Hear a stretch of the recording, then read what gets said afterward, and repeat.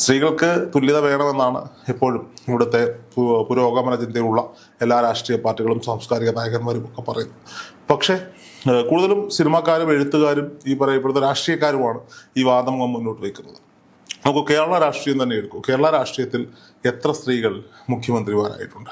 കാന്തോര ഉസ്താദിന്റെ പരാമർശം എന്ന് പറയുന്നത് മെക്സെവൻ എന്ന് പറയുന്ന ഒരു എക്സസൈസുമായി ബന്ധപ്പെട്ടാണ്. മെക്സെവൻ തുറന്ന സ്ഥലങ്ങളിൽ, പൊതുവിടങ്ങളിലാണ് കൂട്ടായി ഒരു കൂട്ടം ആളുകൾ എക്സസൈസ് ചെയ്യുന്ന ഒരു സംവിധാനം. അതിനെതിരെയാണ് കാന്തോര ഉസ്താദിന്റെ പ്രസ്താവന ഉണ്ടാകുന്നത്. സിനിമ ഹറാമാണെങ്കിൽ എങ്ങനെയാണ് മമ്മൂട്ടി അഭിനയിക്കുന്നത് എന്ന ചോദ്യം ഇവിടെ നിൽക്കുന്നു.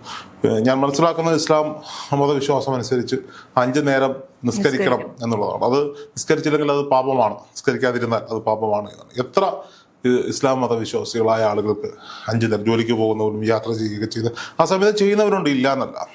ശരീരം മുഴുവൻ മറച്ച ഒരു പെൺകുട്ടി മുസ്ലിം ട്രഡീഷണൽ വസ്ത്രം ധരിച്ച ഒരു കുട്ടിയുടെ ബാപ്പായി, പെൺകുട്ടിയാണ് വിളിക്കുന്നത്, പക്ഷെ ബാപ്പായോടൊപ്പമാണ് കുട്ടി വരുന്നത്. എല്ലാവർക്കും സർട്ടിഫിക്കറ്റും പൊന്നാടയും വിജയം നൽകുന്നുണ്ട്. അതുവരെ എല്ലാ കുട്ടികൾക്കാണ് കൊടുത്തതെങ്കിൽ അത് ആ അച്ഛന് അണിയിക്കുന്ന വിജയം നമുക്ക് കാണാം. കാരണം ആ അച്ഛൻ്റെ ശരീരഭാഷയിൽ നിന്ന് മകൾക്ക് അത് കൊടുക്കുന്നത് താല്പര്യമില്ല.